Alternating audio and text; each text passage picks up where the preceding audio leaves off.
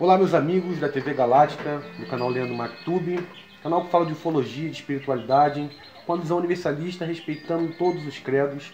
Hoje nós vamos abordar um assunto inédito no canal. Nós trouxemos aqui para poder falar um pouco sobre os assuntos que estão relacionados à espiritualidade. O nosso amigo aqui de Brasília é o professor Marco Túlio, formado em História e Direito, mestrando também em Direito. A gente vai falar um pouco sobre o budismo, sobre o seu contato na parte espiritual com as suas vertentes e experiências até hoje, ao longo da sua jornada.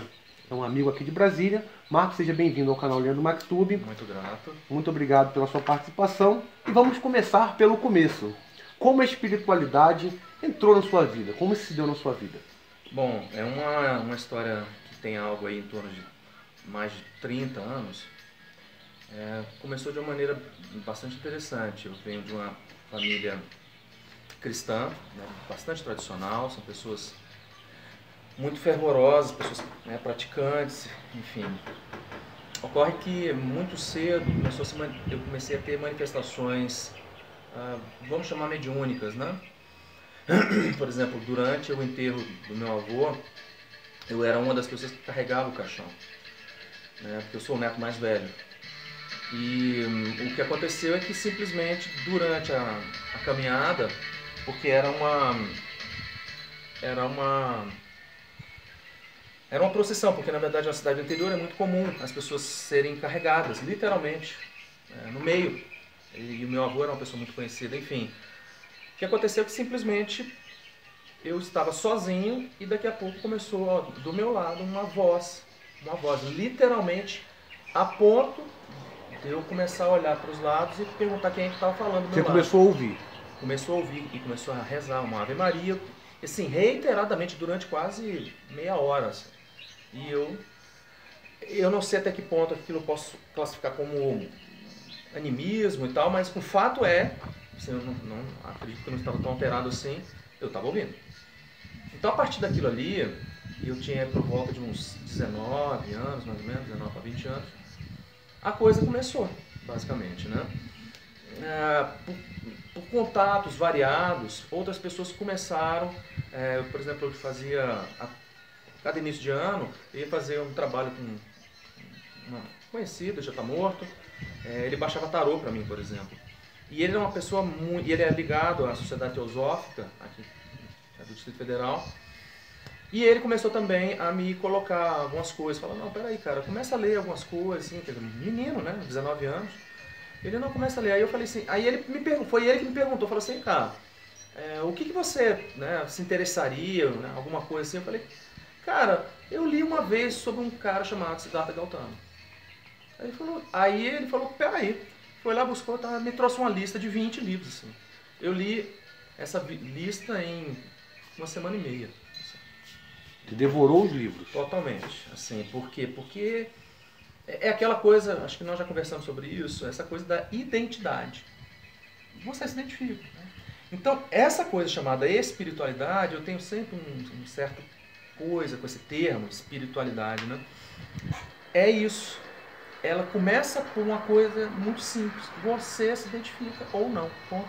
Simples assim. E você não acredita em coincidência? Isso chegou, o budismo chegou na sua vida por aí. Depois dessa experiência, aí foi ligado, você recebeu os livros. Comecei. Fui estudando, e no começo era bem isso mesmo. Porque assim, eu sempre tive muito essa veia da pesquisa, muito essa veia do estudo. Eu tenho pessoas conhecidas e que elas sempre me colocavam muito isso. Não, pô, cara, você é um cara que, né, tem uma facilidade de absorção de informações. É isso. E sempre foi assim mesmo, né? Até hoje é assim, né? Porém, naquela época, você vê, ainda menino, né, eu tinha muito mais tempo, né? Então a gente vai podendo fazer e tal. Então, num período aí de um pouco mais de um ano e meio, 2 anos no máximo, eu já devia ter lido aí mais de 200 livros, assim, em budismo, né? Ocorre que o budismo, ele não é definitivamente vou colocar assim, uma teoria, né? Ele é um modus operandi, ele é um caminho. Não é uma religião. Ele, no sentido ocidental, que é colocado, por exemplo, na ONU, quantas pessoas, né, quantas religiões. A ONU chama de religião, mas ele não é. Ele é isso. Talvez em termos ocidentais, ele é uma filosofia, né? Mas não é filosofia no sentido ocidental, né? Por quê? Porque para eles é um sentido eminentemente prático. É a prática da compaixão, é a prática do desapego, etc, etc. E como é que a gente assim, pregaria o budismo aqui no Ocidente? Porque nós temos uma outra questão cultural muito diferente do oriental. E assim, na sua visão, né, nessa experiência que você está falando do budismo, como que isso se emprega aqui na nossa realidade? Interessante você perguntar isso, porque o budismo ele nunca foi, não é até hoje, ele nunca foi algo que se propôs a ser monista. E o que eu quero chamar de monista, né? Muito diferente da tradição judaico-cristã, e particularmente o cristianismo, né? Pegando, por exemplo, o catolicismo, né? Uma missa aqui em Brasília é a mesma missa que você vai ouvir em Nova York, é a mesma missa que você vai ouvir em Tóquio, etc. Porque a ideia é bem essa, né? É uma unidade procedimental, né? Uma padronização, né? E o budismo não é isso. Ele nunca se propôs a fazer isso. Por um motivo muito simples, né? E aí é uma questão até principiológica, né? Porque assim, se ele vira para você e fala, olha, é o seguinte, cara, se o universo ele é impermanente, e nós vamos falar sobre isso daqui a pouco, se ele é impermanente, como que eu posso me propor a elaborar algo que é fechado, que é isso e não pode mudar? Como assim? Então, o que nós, depois que você estuda muito, aí você vai atrás dos scholars, né, dos eruditos que estudam muito isso, é nítido, né, e assim, a gente percebe isso, que é legítimo falar que você tem budismos. Você tem o budismo originário, ali e tal, né, norte da Índia, ali, né, fronteira com o Nepal, tá, é o budismo originário, é o do Siddhartha Gautama, etc. Quando ele começa a virar o que virou posteriormente, mas quando ele começa a se disseminar, o que você começa a perceber? Começa a perceber que o óbvio, né? As pessoas são diferentes. Os lugares são diferentes, as culturas são diferentes. E na hora que a coisa começa a se disseminar, quer dizer, ele sai ali do norte da Índia e começa a descer, né? Só que aí a coisa, porque o ambiente cultural, espiritual, tal, de 5 séculos antes de Cristo, na Índia, era completamente diferente. O Upanishads, né? E o hinduísmo, ele não gostou nada dessa coisa, né? Porque é disputa, né? Não virando, porque assim, em termos comuns, né, em termos ordinários, seres ordinários, eles sempre levam para esse lado, da disputa, não, o meu é mais importante, ou algo que você está falando, etc. Né? Tanto é verdade que o próprio Siddhartha Gautama, porque eu não vou tratar sobre quem começou isso, né, a história do Siddhartha Gautama, porque é enorme, ela tem uma quantidade, enfim, muito grande de aspectos, né, mas enfim, o próprio Siddhartha Gautama ele foi objeto de, eu não vou colocar perseguição porque não chegou nesse nível, mas os grandes, né, os brahmanes, assim, os caras foram para cima dele. Por quê? Porque perceberam que aquilo que o cara começa a propor é consideravelmente diferenciado, mesmo, né? Porque assim, algumas pessoas já falam assim, mas o budismo é um filho do hinduísmo. Não, mas não é. Não tem como. E você chegou a essa conclusão porque provavelmente você tenha passado por outras vertentes em relação a outras doutrinas também. Sim. Eu queria que você contasse um pouco, antes da gente voltar para falar um pouco mais do budismo, sobre essas suas passagens. Depois do budismo você estudou qual vertente, se teve alguma outra prática, como você deu isso? Você perguntar isso, porque assim, paralelamente a essa coisa do budismo, você vê, e o menino, né, quer dizer, com meus 19 para 20 anos, eu também parti para outras coisas, né, e uma delas foi o espiritismo, né, bem, né, fundo cristão total e tal. Cara, também fui fazendo isso, li muito, fui muito atrás, mas principalmente porque aí agora, quer dizer, aí as coisas estavam, né, começando a caminhar paralelamente, então eu comecei para fazer o que eu faço há quase 30 anos, meditação. Também vou falar um pouco sobre isso. Então, no que você começa a fazer isso, a prática da meditação, tá vendo? É uma prática da meditação, né? Quer dizer, é a postura, é a respiração. Então você tem na verdade você tem um conjunto de técnicas, né? Então quando você fala meditação, pode significar tudo e nada ao mesmo tempo. Então é um conjunto de técnicas, né? Você também começa a desenvolver outras percepções, né? Então é abertura dos chakras E isso vai se ampliando, quer dizer, a tal da clarividência, isso vai naturalmente se ampliando.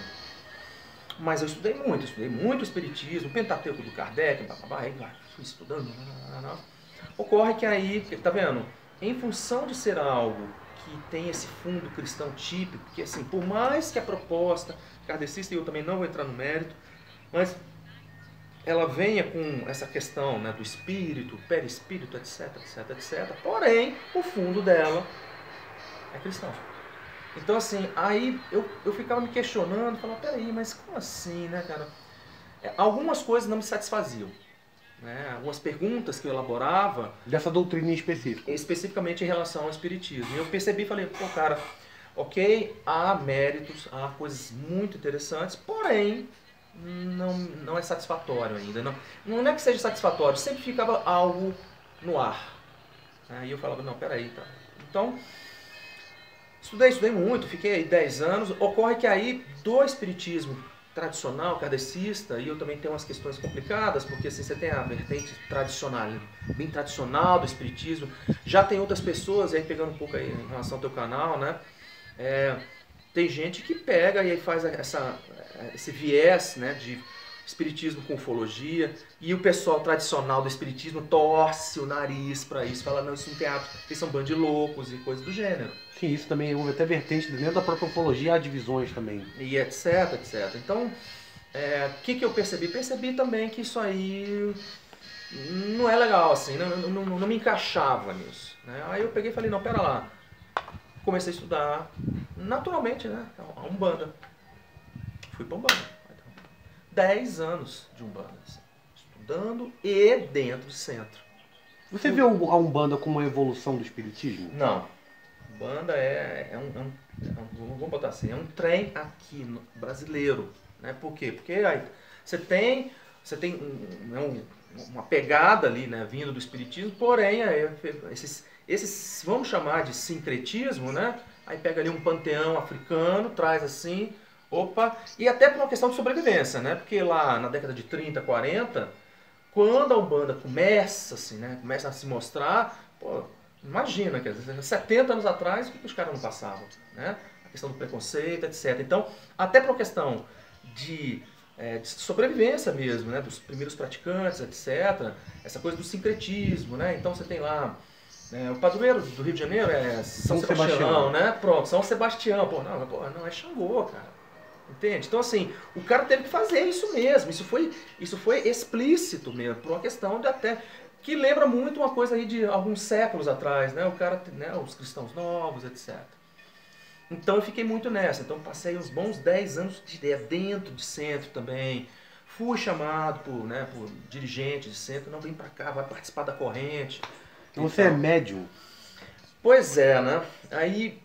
Médium todos nós somos. Todos nós somos meio. Mas né? eu digo na questão de manifestação de uma outra consciência com a sua consciência aqui. Pois sim, aconteceu muitos fenômenos mediúnicos mesmo, né? Eu sempre fui muito mais da fala do que propriamente da incorporação, que é uma outra questão também que eu sempre... Mediunidade psicofônica. Isso, basicamente, né? Então, assim, não havia um processo típico assim, de incorporação, mas algo mais para canalização, né? Que é uma coisa consideravelmente diferente. E aí eu sempre tive muito isso, né? Então assim, eu percebia nitidamente que eu começava a ter uma clareza muito grande em determinadas situações, e eu percebia que, opa, não, então peraí, tá algo ou alguém, ou enfim, tá ali talvez se manifestando. E isso era muito perceptível, né? E aí eu percebi também, ocorre que também com a Umbanda aconteceu isso. Eu comecei a falar, pô, peraí, tem algo ainda que não fechou ainda. Né? Até onde eu quero colocar, pra gente estar dando continuidade ao que você está explanando, eu tô vendo que você tá com um pentagrama aí. Pois é, né?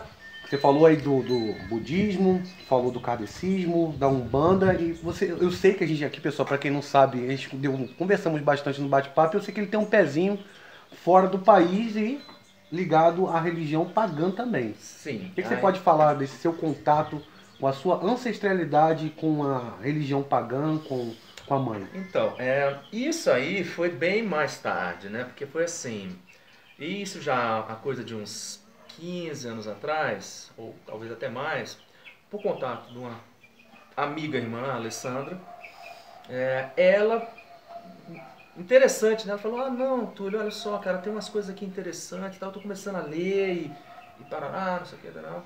Ela, com certeza, tem um conhecimento muito maior que eu, porém, eu olhei para aquilo e falei, peraí, como assim, né? E aí eu comecei também, pronto, aí ó, muita leitura, tá. Porém, engraçado, é sempre esse dado empírico na minha caminhada, na minha jornada, na espiritualidade, né? Sempre. Por quê? Apesar de ler muito, apesar de não sei o que, você tem práticas. A prática dos rituais, a prática é assim. Porque se ficasse só nessa de um dado acadêmico, de uma coisa muito só de teórico, ou então só de um mero conhecimento, né, talvez isso não se tornasse tão interessante, sabe? E eu percebi nitidamente que com essa prática também algo estava ali acontecendo. E aí, respondendo talvez mais objetivamente a tua pergunta, nessa coisa com a ancestralidade, né, eu comecei a olhar esse uso do pentagrama, né, as pedras, né, cristais, etc. Eu tenho lá na minha casa vários, etc. O que acontece? Naturalmente eu também comecei a acessar essa coisa, por exemplo, eu tenho uma ligação que, e eu pude perceber, eu estive ano passado na Irlanda, eu fiz de propósito, eu caminhando em algumas cidades, literalmente de olhos fechados, e eu não errava as ruas.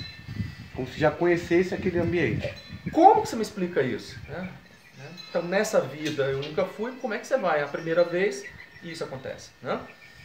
Então, assim, essa coisa com tanto uma cultura celta, mas principalmente com essa coisa de uma ligação com algo que está lá séculos e séculos atrás. E você falou um pouco que isso demorou a entrar na sua vida. Você não acredita que foi um preparo que houve por estágios? Talvez. Bem interessante para você Sim. ter, querendo ou não, bem parecido com a minha jornada dessa questão universalista. De questionar tudo, buscar tudo, ter contato com tudo que agrada e só buscar. Muitas coisas vêm de encontro a gente.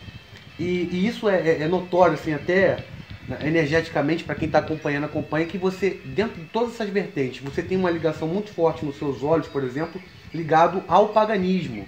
Também, apesar de termos aqui com a pauta mais ligado ao budismo, mas faz um complemento na sua vida. Eu queria que você entrasse agora, para a gente não prolongar muito o vídeo, a questão dos Zis do budismo que você comentou. O que seria os Zis do budismo? Tá.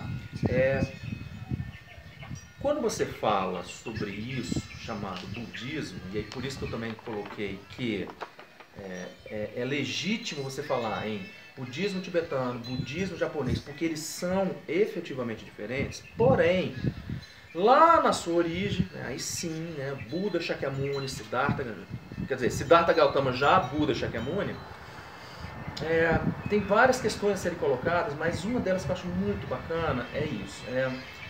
Quando ele começa a fazer as pregações dele, quer dizer, Siddhartha Gautama passou algo em torno aí, cara, o Cristo passou quantos anos? Acho que 3 anos pregando, não é isso? Siddhartha Gautama passou 40 anos fazendo isso. O ministério dele foi maior. Consideravelmente maior, né? O que acontece? A gente sempre fala dos 3 giros do Dharma, né?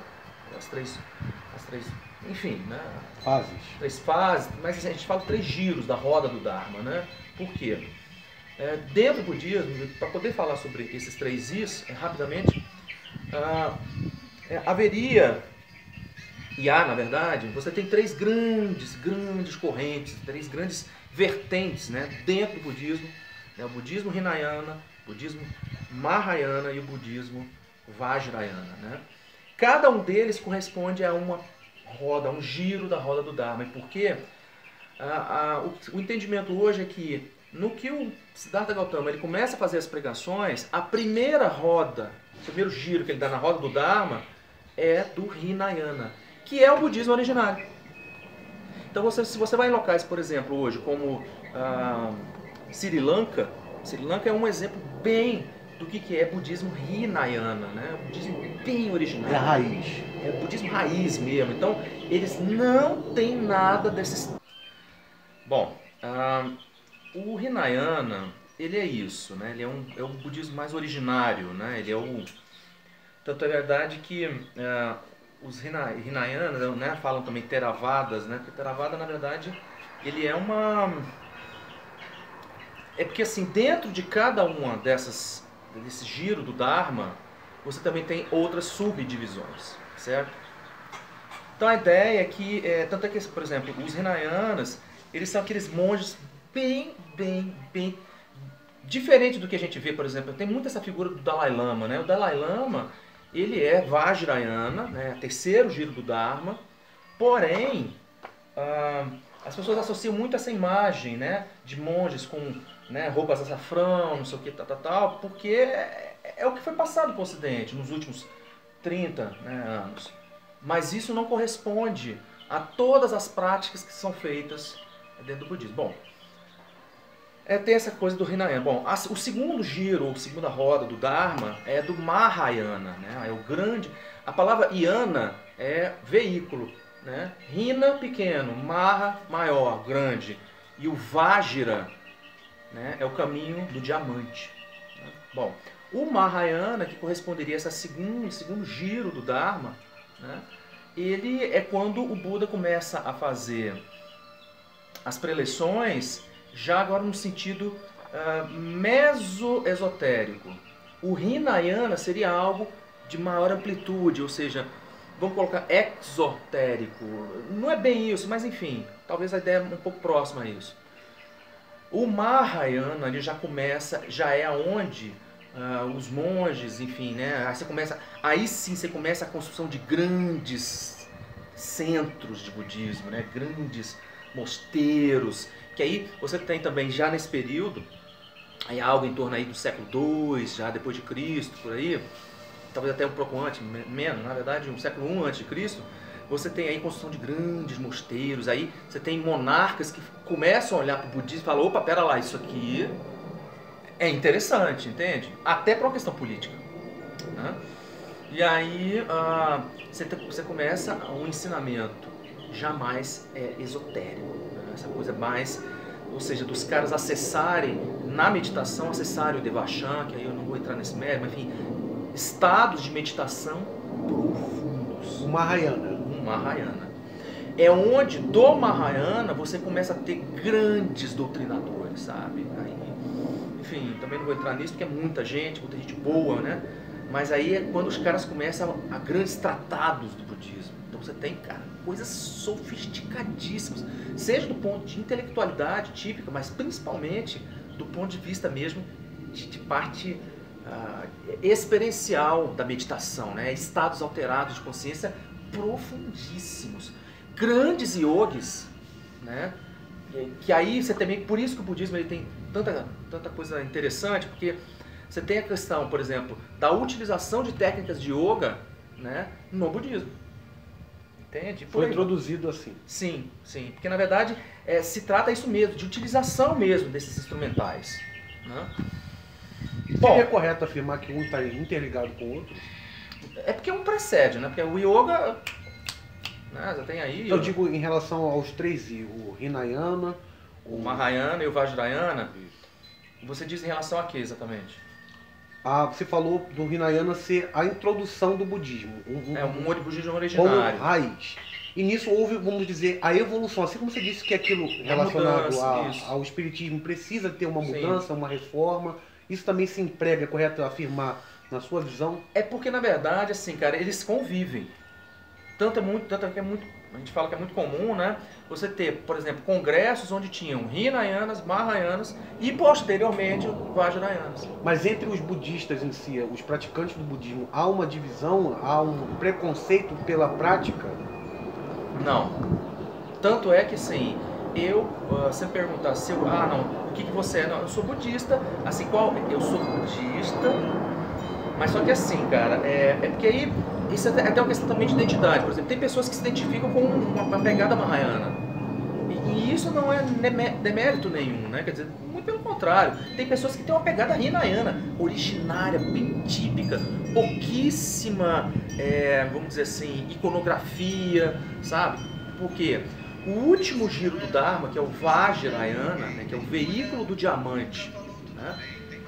O que acontece? você vê que aí é o chamado caminho do diamante, porque assim, a gente diz o seguinte, o Hinayana, que é o pequeno veículo, o Mahayana, o veículo maior, e o Vajrayana, né, o veículo do diamante, é onde você acessa o budismo, como é que é? É como pegar um foguetinho e ir direto pro Nirvana, vamos dizer assim. Por quê?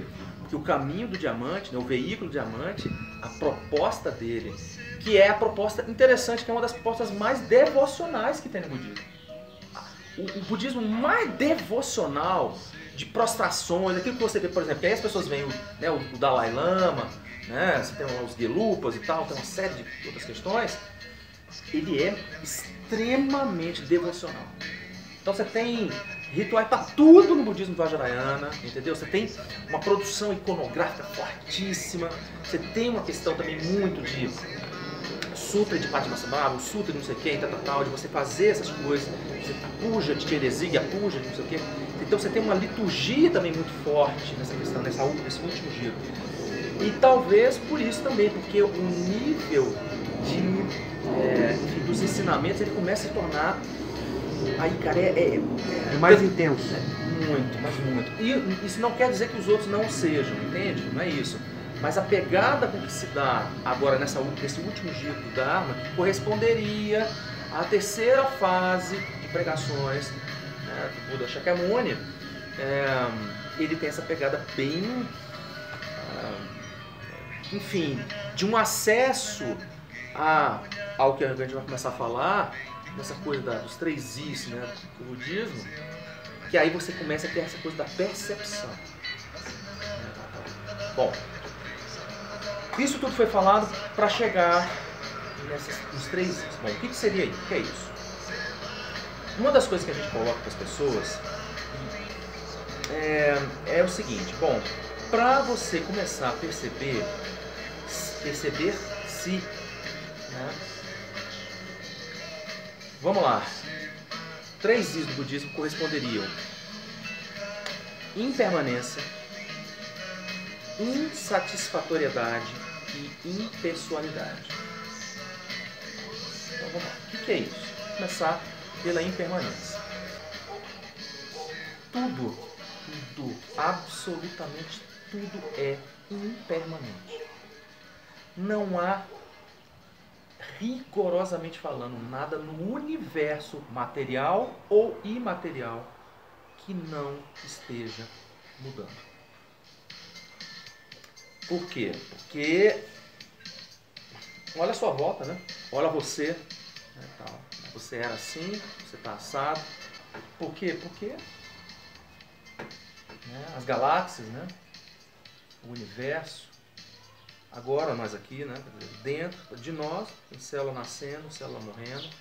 E aparentemente você olha para uma montanha e tal, mas ela está imóvel, não, ela não está imóvel.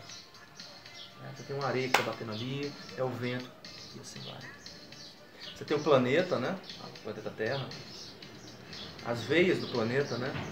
Os oceanos. Né?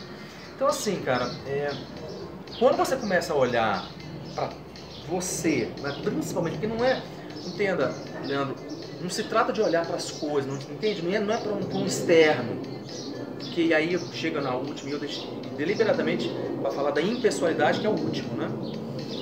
Não é esse externo que interessa, né? Assim, claro, você, né, você se relaciona, né, com o mundo e tal, mas é aí, é o interno. Então, quando você começa a perceber que nada é permanente, tudo é transitório, aí você começa também a levar, e aí talvez respondendo um pouco a sua pergunta lá no início, né? Pô, como é que é isso aqui no Ocidente, né? Como é que é aplicável isso? É muito simples, né? Então vamos lá. Qualquer terapeuta, enfim, psicólogo, psicanalista, vai falar para você, né? Não me deixa mentir, né? Olha a quantidade de pessoas que entram dentro de consultórios a cada ano. Por quê? Porque aí a pessoa fala, pô, essa coisa do síndrome do pânico, né? A pessoa, pô, eu vou morrer, mas será que você vai morrer mesmo, cara? É interessante você falar isso, que a gente vai entrar num ponto que eu acho que o budismo trabalha muito, e eu acho que é a questão mais importante, dentro até dos meus estudos também, que é, você usou a expressão para eu fazer a pergunta, que seria a importância da respiração nessa prática do budismo, ou em outras práticas Sim, também. claro. É porque assim, no que você começa a perceber essa impermanência, né? Então, por exemplo,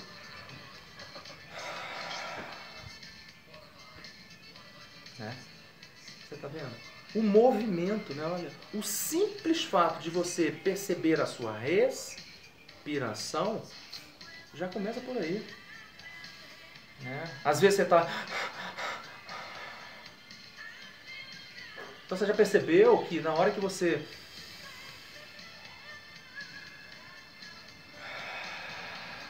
Olha como faz a diferença.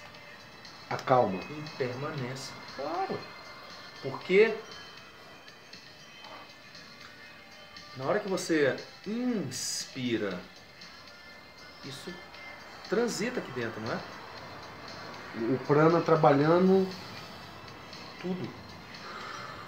Né? Eles colocam que nós temos 84 mil nadis, né? 84 mil canais sutis dentro de você. Isso quer dizer o seguinte, bom, na hora que você começa a perceber que está tudo mudando, tudo... vamos botar em movimento, eu não gosto muito dessa palavra, eu prefiro transformação, eu prefiro, né, mudança, certo? E impermanência. Né? Você pode passar para o segundo, né? Insatisfatoriedade. Por quê, né? Você consegue me dizer uma criatura, eu não estou falando só dos seres humanos não, qualquer ser, ok? Me fala um ser que chega pra você e fala assim, não, olha, eu não preciso de mais nada, eu posso morrer agora e tal. Um ser que, dessa forma, ele se satisfaz de maneira absoluta sempre e nunca muda e tal. Nós sempre queremos algo, nós sempre desejamos algo, mas sempre estamos insatisfeitos. Sempre. Entendi. Sempre. Por quê? Porque aí você fala, por quê? Por que o Leandro resolveu fazer um canal? Certo. Por que o Túlio está aqui fazendo isso? Por que será, né? O que nos leva a querer mais? Por que nós não nos satisfazemos só com o que nós já temos ou achamos que temos? Por quê? Por que... Tá vendo? Tá vendo? Esses porquês, né? O que nos move não é a resposta, é a pergunta, né?